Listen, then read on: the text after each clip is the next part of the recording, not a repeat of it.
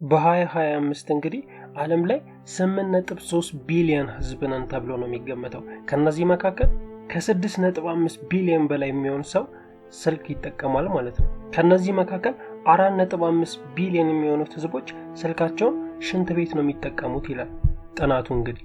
ስለዚህ እንዴት ነው ቢሄቪየራችን የሚቀየረው የሚለውን ነገር ደግሞ እስቲ እንመልከት። ስልካችሁን ለምን ያህል ሰዓት እንደምትጠቀሙት አታውቁትም። የ8 ዓመት ልጅ ሊሆን ይችላል አንገታችሁ ላይ ቁጭ ያለው የሚመስላችሁ ቀና ስትሉ አቀርቅራችሁ። እናም ሌላም ደግሞ ጥናቶች እንደሚያሳዩት 4.7 የሚሆነውን ሰዓታችንን ስልካችን ላይ እናሳልፋለን ይላል። እናም በዚህ ምክንያት ስልካችንን እንኳን ለደቂቃ ማስቀመጥ እጅግ በጣም እንቸገራለን። እስቲ አስቡት፣ ለምሳሌ ጌም እየተጫወታችሁ ሊሆን ይችላል። እናም እዛ ጌም ላይ የተወሰኑ ጎሎችን ታሳካላችሁ፣ የተወሰኑ ሚሽኖችን ታልፋላችሁ፣ ታሸንፋላችሁ። እናም እነዚህ ጌሞች ዶፓሚን የሚባል ዲቶክሲክ ይሰጧቸዋል ወይም ሃፒ ኬሚካል በሰውነታችሁ ውስጥ ያመነጫሉ ማለት ነው። ዶፓሚን ኬሚካል የሚመነጨው እንግዲህ በሰውነታችሁ ውስጥ ለምሳሌ አዳዲስ ነገሮችን ስታሳኩ፣ አዲስ ነገር ወደ ህይወታችሁ ሲመጣ ወይንም ደግሞ እነዚህ የውሸት የሚመስሉ ጌሞችን ስታሸንፉ እነዚህ ኬሚካሎች ይመነጫሉ በሰውነታችሁ ውስጥ።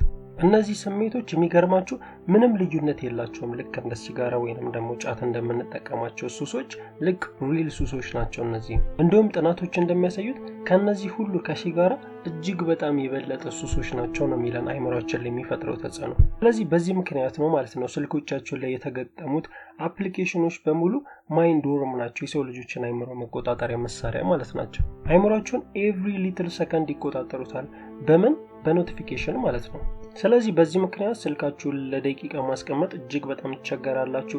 አዳዲስ ስፖርት ዜናዎችን ሊሆን ይችላል ወይንም ደግሞ ሪል ላይፍ ዓለም እንዴት አደረች የሚለውን ነገር ኖቲፊኬሽናቸውን ጓደኛችሁ ቴክስት ያደርግላችሁ፣ እነዚህ ነገሮች በሙሉ እንዲቋረጥባችሁ በፍጹም አትፈልጉም። አብዛኛውን ሰው ለምሳሌ እኔም የገጠመኝ መብራት እንኳን ሲጠፋ ወይኔ ዛሬ በስልክ ላልደበር ነው የሚሉ ሰዎች እጅግ በጣም ተበራክተዋል። ስለዚህ በዚህ ምክንያት አብዛኞቹን ሰዎች አንቲ ሶሻል እየሆኑ ነው ማለት ነው። ከሌሎች ሰዎች ጋር ሶሻል ኢንተራክሽን እጅግ ስክሪን ታይም ማብዛት አንደኛ ትልቅ ተጽዕኖ የሚፈጥርብን ነገር ቢኖር ከሰዎች ጋር ኮሚኒኬሽን ማድረግ እጅግ በጣም እንቸገራለን። ስልክ በጣም የሚያበዙ ሰዎችን አስተውላችሁ ከሆነ እጅግ ትልቅ ችግራቸው ምንድነው ካላችሁኝ ከሰዎች ጋር መግባባት ማውራት እጅግ በጣም ይቸገራሉ። እነዚህ ነገሮች ለፍርሃትም ይዳርጉናል። ይሄ ብቻ ሳይሆን ለኖሞፎቢያ ለተባለ እጅግ አይምሮአችን ላይ ፊር፣ እነዚህ ኤንግዛይቲ ለምንላቸው ነገሮች ማለት ነው። ስለዚህ አይምሮአችን በዚህ ሰዓት ላይ ራሱን ካራክተሩን ቼንጅ እያደረገ ይመጣል ማለት ነው። ብዙ ስክሪን ታይም ስልካችን ላይ የምናበዛ ከሆነ ለምሳሌ አይምሮአችን ተርን ኦን እና ኦፍ ይፈልጋል። ለምሳሌ ጠዋት ሲነጋ ብርሃንን፣ ማታ ደግሞ ጨለማን፣ ከዛ በዚህ ሰዓት ላይ እንቅልፍ ሰዓት ነው ብሎ ያስባል ማለት ነው። ነገር ግን እናንተ ቱ ማች ስክሪን ታይም የምታበዙ ከሆነ አይምሮአችሁ ብሉ ላይትን የለመደው ማለት ነው፣ የሰን ላይትን ሳይሆን።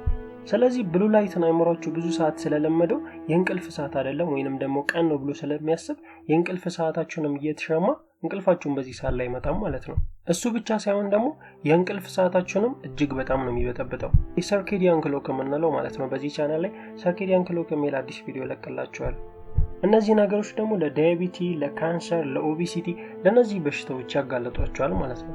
ሌላው ደግሞ በስልካቸው የሚያነቡ ሰዎች፣ እኔ በስልኬ ሶሻል ሚዲያዎችን አልጠቀምም ነገር ግን መጽሐፎች አነብባቸዋለሁ ለሚሉ ሰዎች እጅግ ብሉ ላይት እጅግ ለጤናችሁ እጅግ በጣም ሳይድ ኢፌክት አለው። ምክንያቱም እንደነገርኳችሁ ነው፣ ብሉ ላይት ማለት አይምሮአችን የሚረዳው ቀን ላይ ነው ወይንም ደግሞ የእንቅልፍ ሰዓታችሁ አይደለም ብሎ ነው ማለት ነው።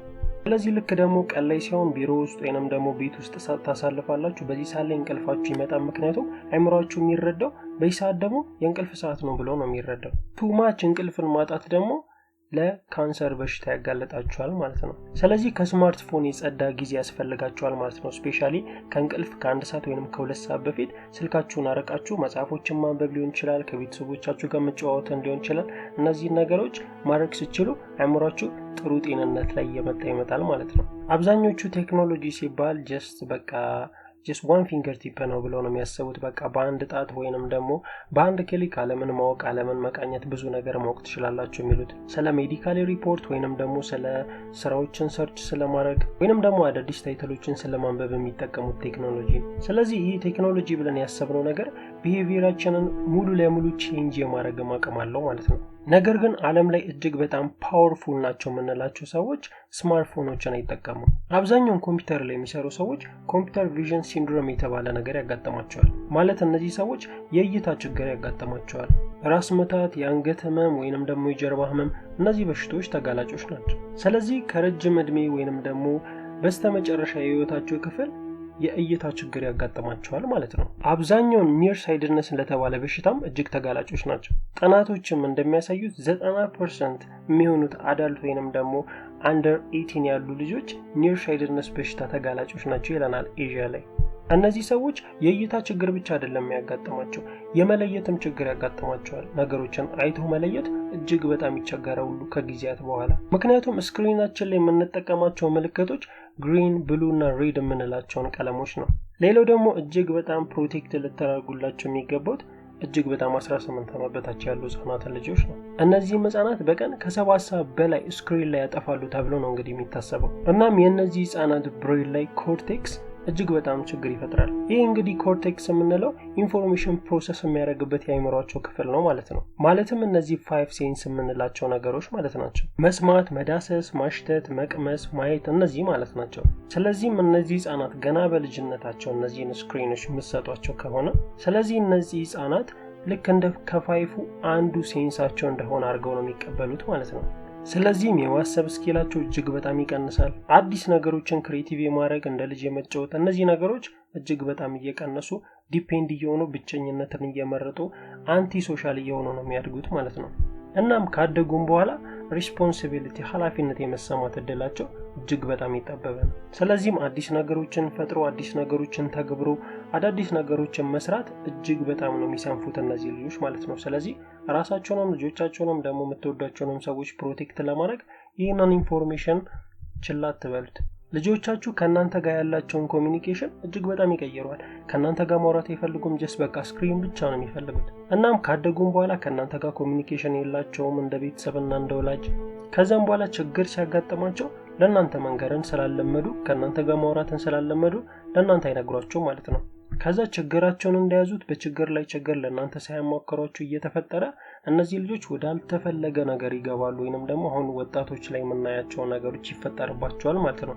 ስለዚህ ሪስፖንሲቢሊቲ የሚሰማችሁ ከሆነ ጀስት ስክሪን ታይማቸውን በመቀነስ ከሰዎች ጋር ያላቸውን ኮሚኒኬሽን በማዳበር እነዚህን ነገሮች ሉዝ ከማድረግ ትድናላችሁ ማለት ነው። ይህንን ኢንፎርሜሽን ኃላፊነት ይሰማኛል ለምትሏቸው ሰዎች ሼር ማድረጋቸውን እንዳትረሱ። ስላዳመጣችሁኝ አመሰግናለሁ።